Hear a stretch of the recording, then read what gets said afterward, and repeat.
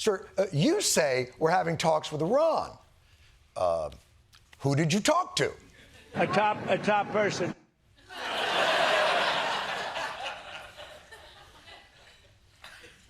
A top person? Or the top person? The article really makes a huge difference here. Like, the guy or some f***ing guy? It's a little tough. We've wiped out everybody. So a lower level guy who's been elevated to a higher echelon, bottom who is now a top, versatile, but not stop it. Or I will rip your stuffed monkey in half. So you're talking to a guy, but not the top guy, not the supreme leader. No, not the supreme leader, but the people that seem to be running it. Again, running it or seem to be running it. It's a big difference. Hey, where's our car? Oh, I gave it to the guy who seems to be the valet. He had a jacket, he was standing by the curb, seemed like a top guy, and he did take the car.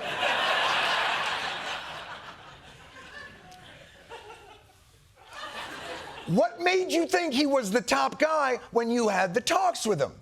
Mr. Witkoff and Mr. Kushner had them. So you didn't even talk to them. Your guys, who quite frankly don't seem like top guys, talk to their seemingly somewhat top guy. Are Jared and Steve sure this is even a real person that they're talking to? Out of curiosity, did the top Iranian guy ever ask for their social security numbers? Or Target gift cards? Is their top guy's name, by any chance, Ali Baba Booey? Because it's sounding like bullshit. Maybe if you walk us through the details, it'll feel more real. You said there's many points of agreement with Iran right now. Many. What, can you give us a Many, like 15 points. 15 points. Like 15? Or 15? God damn it, why do we fucking have to do this? What are we doing?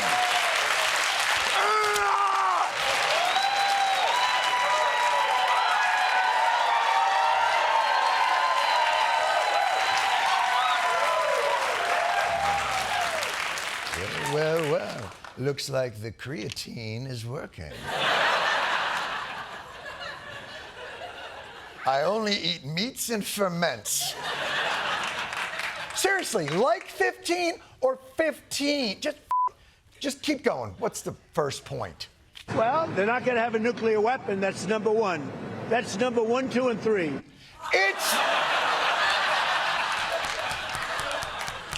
I want to believe this is real, but there's no way that your 15-point agreement, 1, 2, and 3 are no nuclear. First of all, that makes it a 13-point agreement, just right off the bat.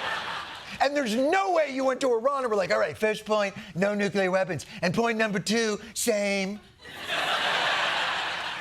Point number 3, see, point number 2. That's what we're supposed to believe. They will never have a nuclear weapon. You said yes to that? They've agreed to that. Look, Donald Trump is without a doubt one of the most prodigious liars this country has ever produced. He's our supreme misleader.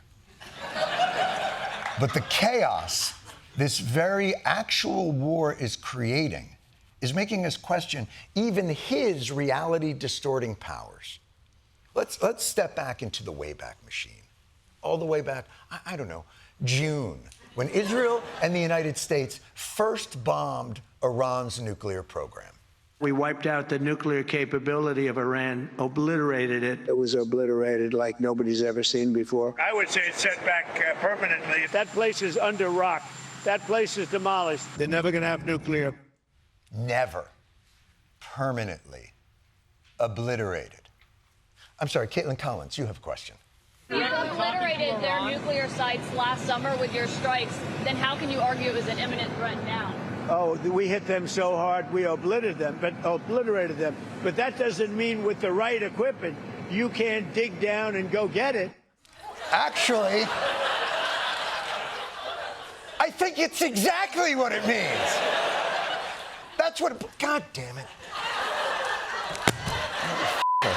It's so annoying. It's so unbelievably annoying. Here we go. To obliterate, to destroy completely, leaving nothing behind. There's nothing in here about, well, we completely obliterated it, unless they have shovels. Like,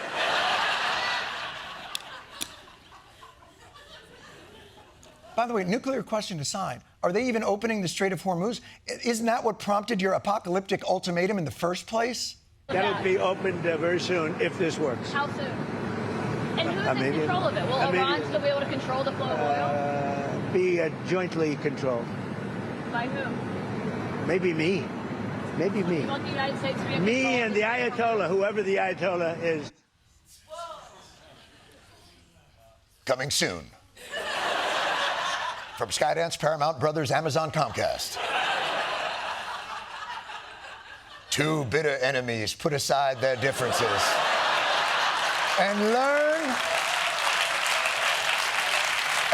that oil's fair in love and war. Will opening a strait open their hearts? Premieres on Paramount Plus minus divided by. And has already been canceled.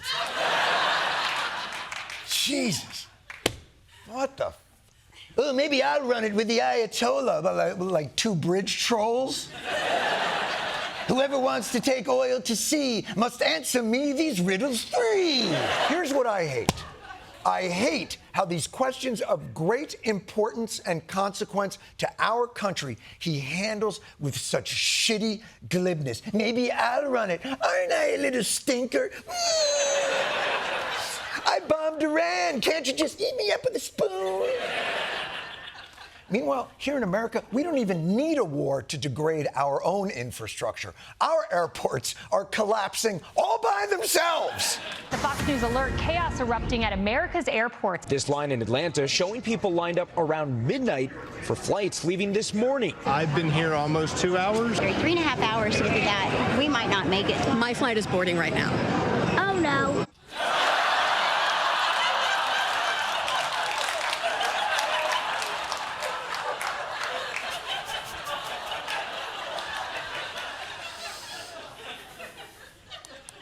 Way ahead of you, kid. Oh, no. That should be the left's new "Don't Tread on Me" flag. Oh, no. American travelers are so stressed out. What incredibly uncontroversial American enforcement agency could we deploy to... Oh, you're way ahead of me. I believe the audience in mass just went, oh, no. What agency could we deploy to our airports to ease passengers' journey? This morning, the Trump administration is now deploying ICE agents to help TSA officers. Oh, no! We're sending in ICE agents to calm the situation. It makes perfect sense. It's kind of like the way we calm our dogs during thunderstorms with a blanket of fireworks.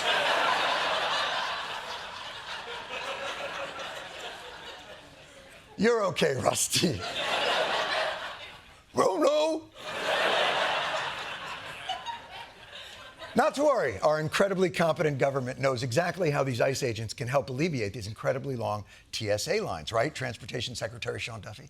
We have ICE agents who are trained and can provide assistance to agents. They run those same type of security machines at the southern border. Oh, great. Well, that'll be really helpful if it's true. Is it true? Guy in charge of ICE? ICE isn't trained in X-rays and look at X-rays, see if there's, is something dangerous in that luggage. Well, no kidding, and we're not going to be doing that. ICE isn't trained on X-rays. No surprise, they don't really seem to be trained on anything, actually. And by the way, who the honestly,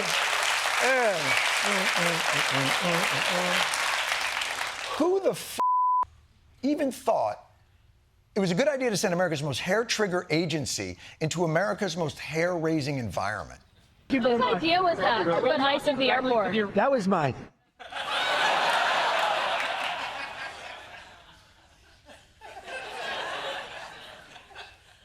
What in God's name possessed you to do that? That was like the paperclip. You know the story of the paperclip?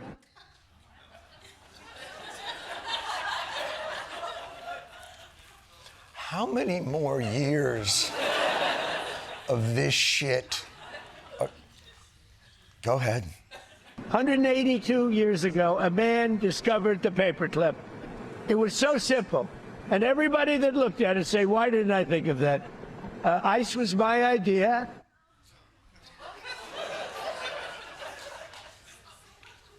Right now in Iran, they're going, are we talking to a top guy? Because I don't think this is a top guy.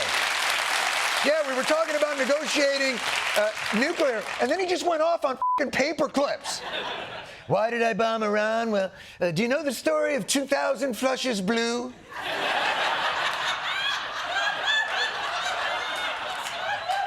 Well, for centuries, people shit in regular water. And then one day a guy said, what if it was blue? And that's why I bombed Iran. It's so fucking stupid. Meanwhile, the rest of us suffer under Donald Trump's attention deficit style of government by whim. And as America, and really the world, has to helplessly navigate the turbulence that Trump causes, his administration, I shit you not, this weekend, had a message for all those who are suffering. I think that given what has been done to President Trump and his family, it is impossible for either of us to understand what he has been through. We should all have a little empathy for what has been done to him and his family. I think we have to offer the president grace. He needs grace. In fact, maybe let him live in a land of grace, Graceland, where he can live his life out asking the important questions. Does Elvis get treated better than me? He's dead, sir. They did something yesterday that was amazing, actually. They gave us a present, and the present arrived today. It was a very big present worth a tremendous amount of money. And I'm not going to tell you what that present is, but it was a very significant prize. Wait, you got a gift from the people you are currently at war with. When I was at school and they made us read the Odyssey, I couldn't believe the Trojans fell for that Trojan horse. And now I'm watching it happen in real time. The Secret Service is gonna be like, Mr. President, please don't bring that to the Situation Room. But it's expensive. And it's ticking. I bet it's a watch.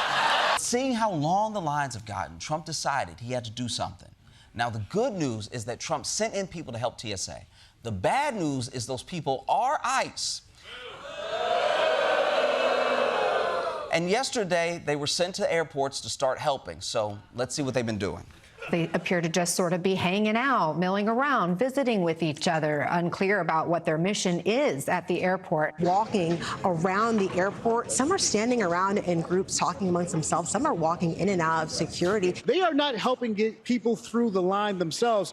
They've been standing next to TSA agents as people get checked in, but they're not doing the work of actually physically checking people in. You're telling me ICE agents are showing up to the airport and doing absolutely nothing? Well, then it's my honor to present the award for Most Improved Agency.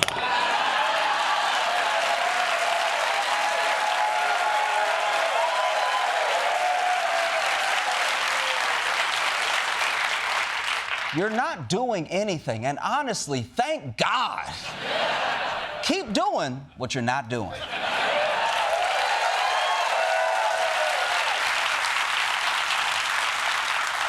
Now, maybe this is the best possible scenario for ICE. Sending them to the airport can be like an after-school program for them, you know? I know they're just standing around, but it's keeping them off the streets. Here at DHS, we see the long airport lines, and we've sent ICE agents to help out.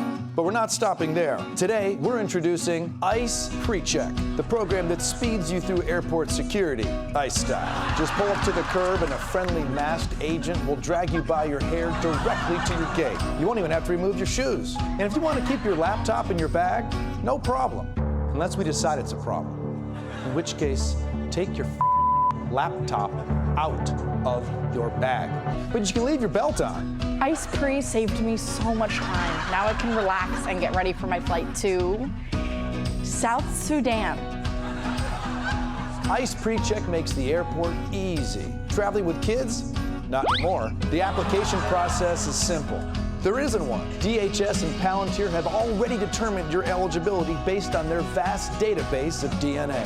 AI is changing the world. It's giving everyone under 25 terminal brain rot. It's stealing others' jobs. And it's revolutionizing the field of Will Smith eating spaghetti. So when is it going to do something useful? AI experts claim all this lame bullshit is just about to pay off. AI is going to solve climate change. Google's AI advances have saved at least 400 million years of research. We should be able to cure cancer in our lifetime. But some experts go further, saying AI is about to solve all of our problems in a much more permanent way. We at the AI Futures Project think that there's a 70% chance of all humans dead or something similarly bad. Whoa, you just, okay. All humans dead. Correct. Extinction. Daniel Kokotilo was a researcher at OpenAI, the developers of ChatGPT, until he led a group of whistleblowers in publicly calling out the organization for a lack of safety oversight. But it's going to be a long time before Wall-E puts us out of our misery, right? We've all seen Terminator, we get it, but can we just let the future people deal with that? The pace of AI progress is going to be fast and it's going to accelerate dramatically. Okay, how many years away? What are we talking about? I would guess something more like 5 years. 5 years? Yes. God damn it, we're never gonna get a third season of Severance. But luckily, I've spent decades studying computers, so I had a solution. Can you just unplug it? When it starts to be belligerent, just pull that shit out. We can now, but it's going to become increasingly difficult to do that over time. After it's been aggressively deployed into the military, then if you try to go unplug things, you have to fight all the robots first. You just kick them over. Have you seen a Roomba try to go up the stairs? Well, future... Dude, that thing ain't killing anything. I will fight a f***ing Waymo. I could fight Waymo. If it ever came to a fight between humanity and the army of superintelligences, humanity would be up against something a lot more scary than Roombas. We predict them effectively gassing humans with a bio attack and then cleaning up the bodies with robots. Robots with boobs? Probably no boobs. I've already had a robot in a training bra kill me once. So how do we keep it from happening again?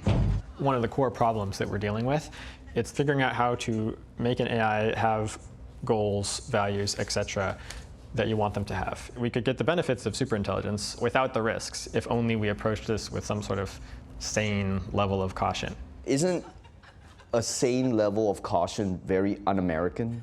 President Trump in the Oval Office yesterday said he's already won the war. Well, I think we're going to end it. I can't tell you for sure. You know, I don't like to say this. We've won this. This war has been won. You don't like to say you won a war? Isn't that why you fight a war? Be proud of yourself, Mr. President. You ended another war, and this is the one that you started.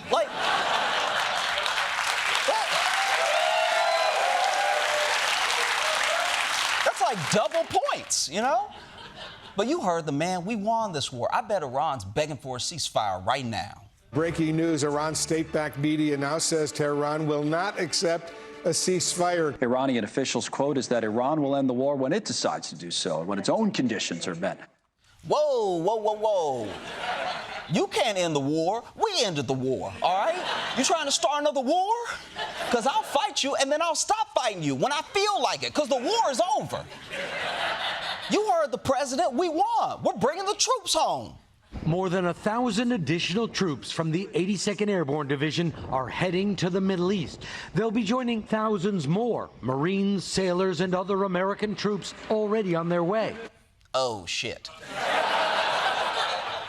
We're sending more troops? That doesn't sound like the war is over. This is very confusing. Should I or shouldn't I go to Times Square in my sailor outfit to kiss random women?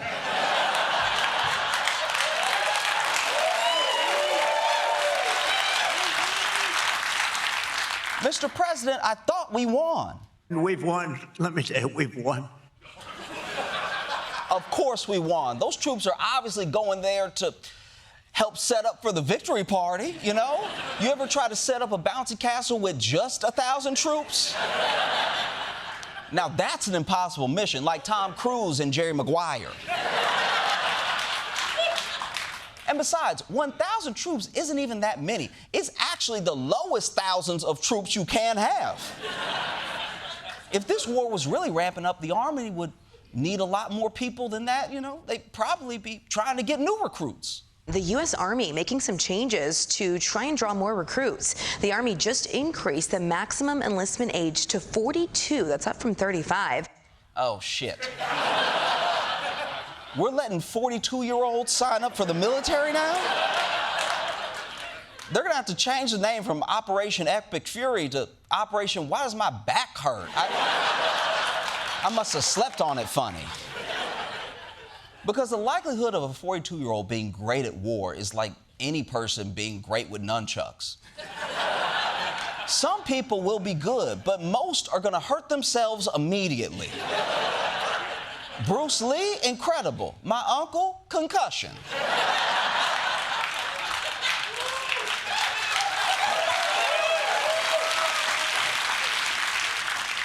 Are we sure we won? It's not even a little close? It's not a close battle. They're totally defeated. I don't know what it is about you saying it a third time, but I believe you, all right? We gotta be winning this war. You wouldn't lie nonstop. You're the president. Great news, America! The president says we won the war. And now, for completely unrelated reasons, the U.S. military is lowering its standards. Because we need a ton of troops. Under 18, we'll take you. Under 16, you're in. 13 and Jewish, you're a man now. Mazel tov. Your grandpa will be so proud, and he'll be right with you because we're taking the olds now, too. Drug conviction? No problem. Just gave birth? We'll take you both. 2 lazy eyes? You can be a pilot. Why not? Uncle Sam needs literally anyone. Disney adults, carnies, Trekkies, Canadians, those grown men who are into My Little Pony. We'll take you, no questions asked, even though we have tons of questions. We'll even take stoners. Whoa, how can it be middle and east? So head to your local recruitment center. In fact, screw it. Just go straight to that base in Qatar and be all you can be. Or it, just be. We'll take it. The midterm elections are a few months away, and everyone knows the best way to reach young voters is through social media. That's why politicians like Senator Joni Ernst are cranking out content, and it's going about as well as you think. There is a McFlurry of folks that are rushing to the Golden Arches to feast on fast food, paid for with food stamps provided by SNAP. It may sound crazy, but I'm not McRibbing you. Joni, don't do that. You've lost all your McDignity. Your kids are gonna stop talking to you. Also, nothing says I've definitely been to McDonald's like pairing the visor with vintage Chanel. So relatable. But of course, aging Republicans would struggle with social media. Democrats, on the other hand, also struggle with social media. I know I should sleep, but the voices in my head go...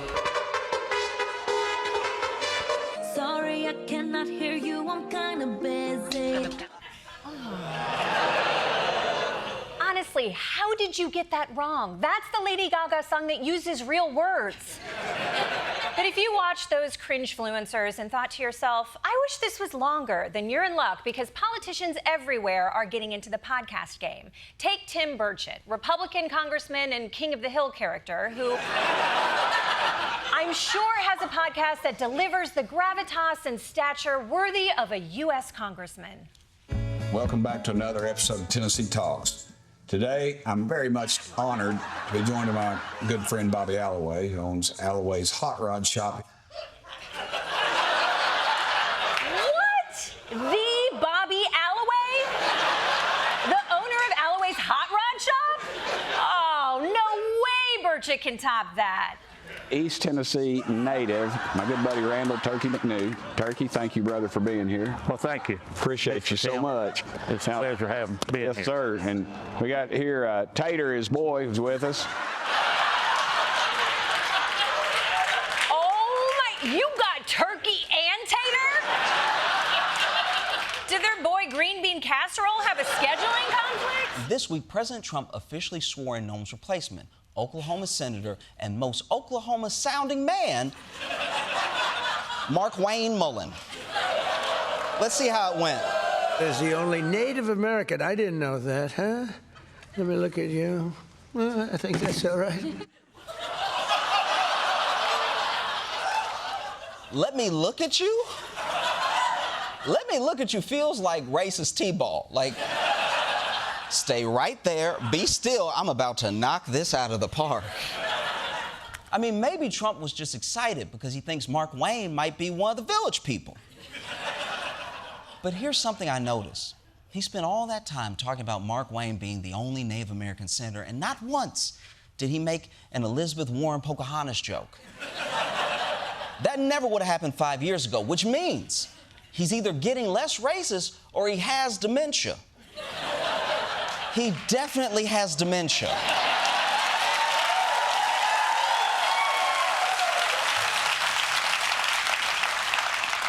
But let's move on to Dr. Oz, Trump's head of Medicare and Medicaid, and guy at the urinal next to you saying your pee should be clearer.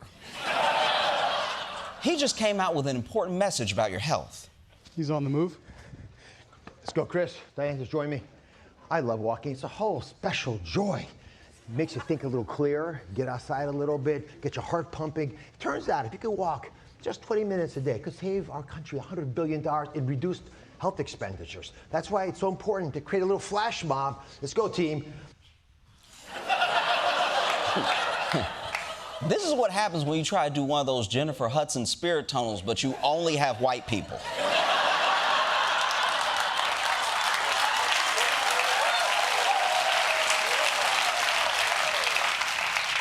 Also, no one exercises to improve the government's finances. Imagine if your Peloton instructor was like, okay, 5 more minutes and Kash Patel can fly private to Burning Man. Let's move on to everyone's favorite boutique dictatorship, North Korea. North Korean leader Kim Jong-un struck a defiant tone, announcing his country has achieved permanent and irreversible status as a nuclear power. His daughter, Kim Ju-ae, appeared by her father's side at the military parade that followed. Father and daughter were wearing matching black leather jackets, and her presence will only fuel further speculation that the teenager, believed to be around 13 years of age, is being groomed for leadership. Wow, okay, girl dad. God, can you imagine how stressful it is to teach your teenager how to drive a tank? He's just standing there like, clutch, clutch, now fire! That's my girl.